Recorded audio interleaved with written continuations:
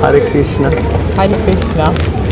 So you all have the bird's eye view on us today. We're just down next to the Thames. Yes. Actually, where are we? Oh, we're at the South Bank Center. So we're on the South Bank. Where is it? South Bank Center. Well, it's called the South Bank. Yeah. But what we're doing here is we're reading Srimad Bhagavatam, right? Right. So we invite everyone to join us. Yes. As we continue our reading from the third canto. And third canto is entitled Devahuti's Lamentation. Ah, yes. Devahuti's Lamentation. What verse is it? 39? Nope. 38. Alright. Canto 3, chapter 23, text 38. Om Namo Bhagavate Vasudevaya. Om Namo Bhagavate Vasudevaya. Om Namo Bhagavate Vasudevaya. We just came out again because it's so sunny. We couldn't get enough of the Bhagavatam and the nice weather. Go ahead. Though seemingly attached to his beloved consort while served by the Gandharva girls, the sage did not lose his glory, which was mastery over his self. In the aerial mansion, Kardama Muni with his consort shone as charmingly as the moon in the midst of the stars in the sky, which causes rows of lilies to open in ponds at night. Purport. The mansion was in the sky, and therefore the comparison to the full moon and stars is very beautifully composed in this verse. Kardama Muni looked like the full moon, and the girls who surrounded his wife Devahuti seemed just like the stars. On a full moon night, the stars and the moon together form a beautiful constellation. Similarly, in that aerial mansion in the sky, Kardama Muni with his beautiful wife and the damsels surrounding them appeared like the moon and stars on a full moon night. It's very poetic, huh? Yes, it is. But I think really the essence of this verse, at least from my perspective, is it's like bugs around me.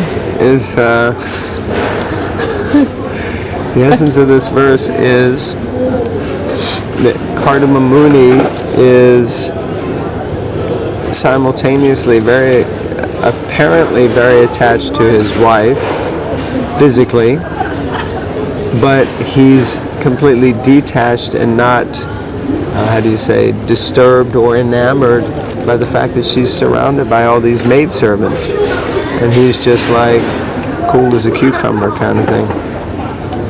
So that's my thought. What do you think? Yeah, it's true.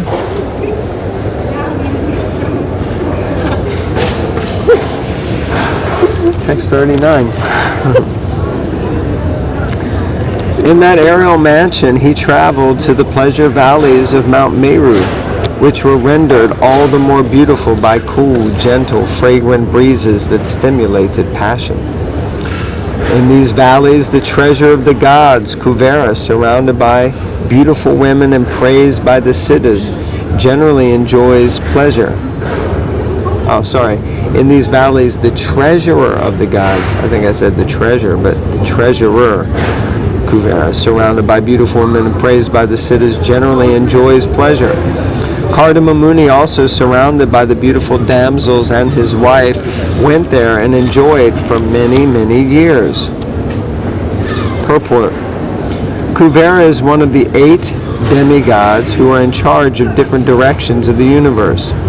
It is said that Indra is in charge of the eastern side of the universe, where the heavenly planet or paradise is situated. Similarly, Agni is in charge of the southeastern portion of the universe. Yama, the demigod who punishes sinners, is in charge of the southern portion. Niriti is in charge of the southwestern part of the universe.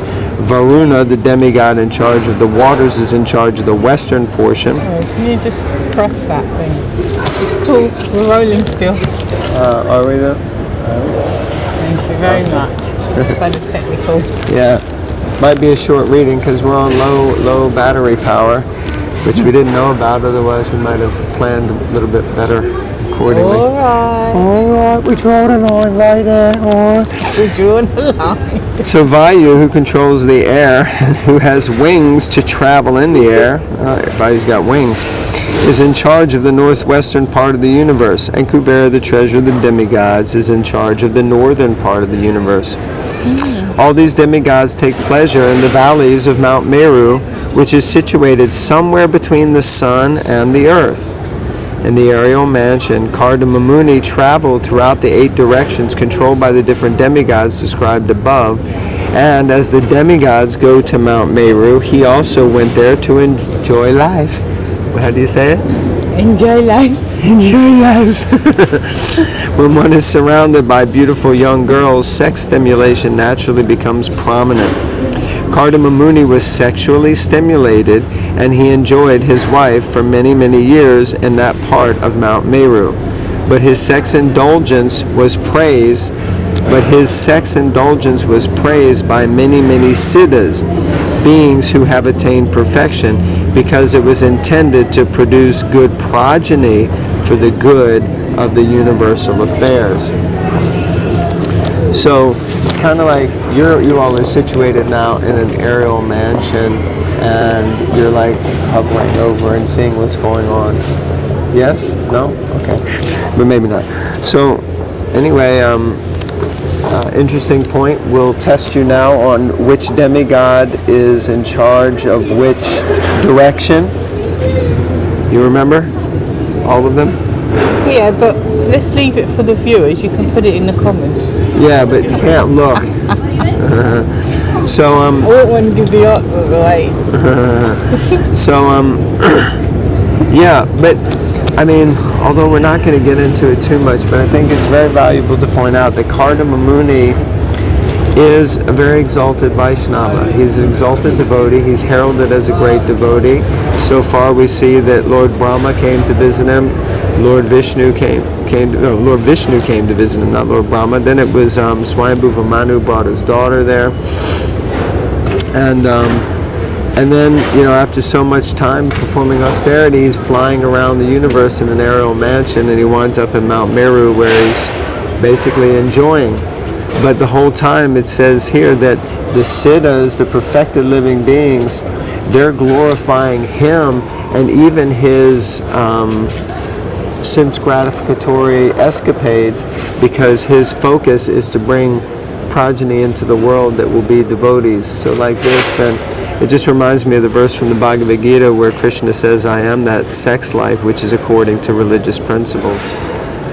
Have ye any thoughts, O fair maiden? Yeah, I agree.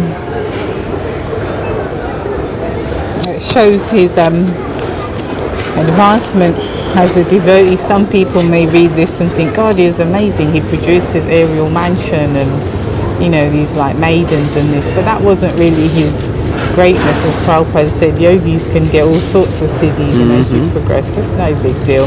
Prabhupada explains it in nectar devotion on one of the siddhis you can go through stone or this, that he said now you can drill through it and go from one end to the other. He was explaining how you can do certain things, and so, but his greatness is that which we all trying to strive for, to become dhira, to become in control of the senses, and that isn't just in times or situations where we may be attracted or tempted by the opposite gender or whatever, but even something happens, you read something, you see something in relation to yourself and you get disturbed, it just ruins your whole day, or you get upset, you start lashing out. What happened? And because I got this text or this email, because I'm so not in control of the senses that I just can't digest it or deal with it without releasing emotions with it as well, and that too, because I'm not in control of them, they ruin my day and everyone else's day. So that's his greatness, that he can control his senses, and he can control the drug, as it were, enjoy when he needs to, and like a tortoise, whatever, the limbs go back in and I'm done, Yeah. Yeah, I not your mean, mansion, not this, not that, whatever. Dira, though, in this situation is not just restrained. It's Dira even while being engaged. That's and that's the powerful point. Powerful point. Yes.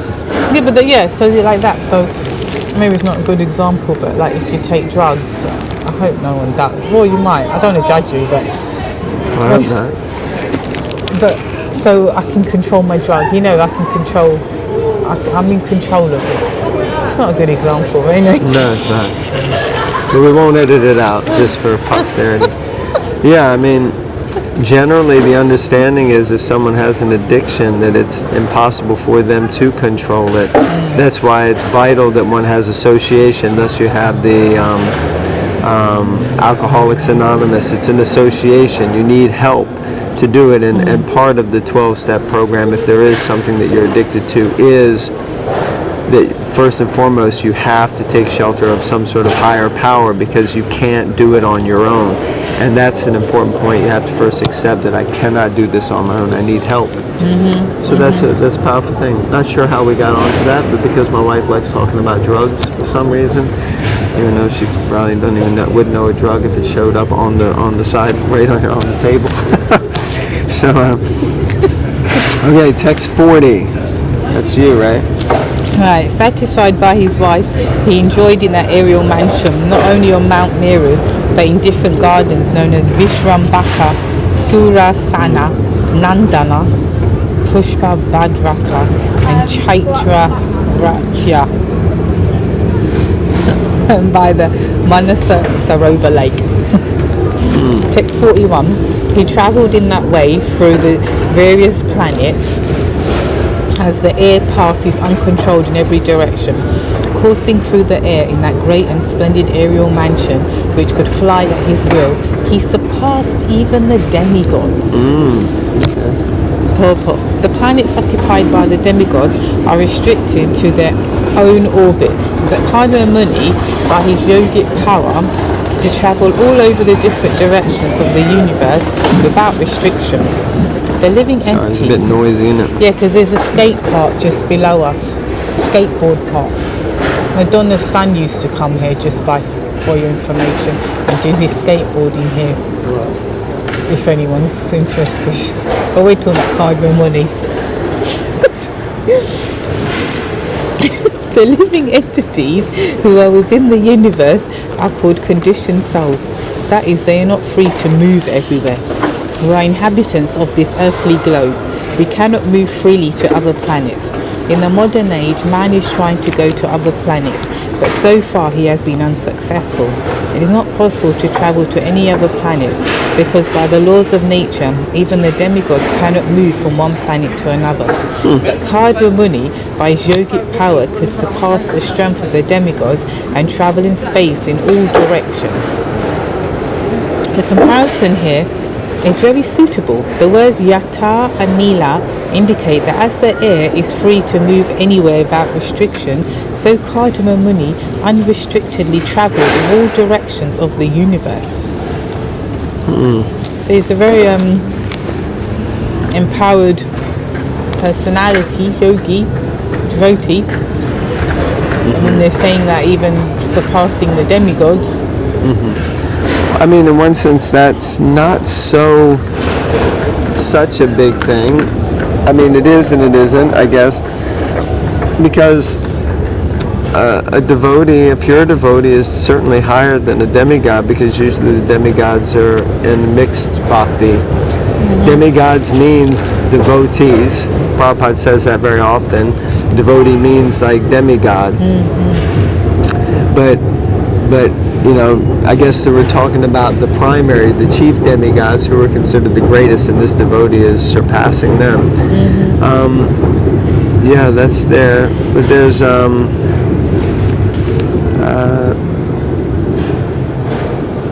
another thing that kind of was mentioned now.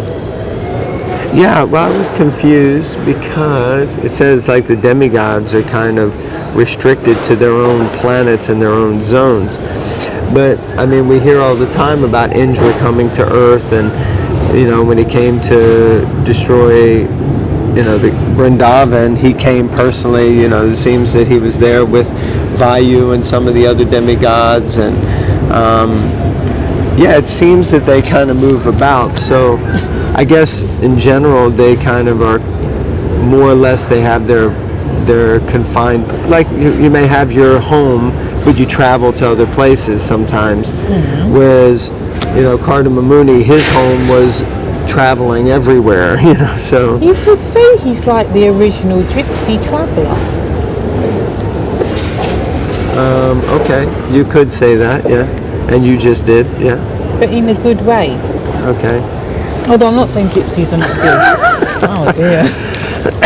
But that's it. He's travelling in his home. It's a mobile home, but it's a mansion and it flies. Yeah. Could say he was the original Sankirtan devotee. Okay, that's better. Yeah. Of course, he was But traveling Narada with. Well, Narada Muni is obviously, yeah, but he was on his own, so he didn't have a Sankirtan party. But this one's kind of a little different. Kardama Muni's traveling with like 1,000 women on the Sankirtan. It was the original ladies traveling Sankirtan party. I'm not sure how much Sankirtan they were doing. Alright. Oh dear. Okay. I don't know. I'm very good now. So I think we're going to conclude because Yeah, we better. it smells like someone just started cooking something that's not really so nice. And I think it used to live once, but not anymore. yeah. So thank you very much for tuning in. And What verse did we stop at? 41? 42. 42, sorry. So thank you for tuning in. And remember, like, comment, subscribe, share, share. be happy. Be happy. Hare Krishna.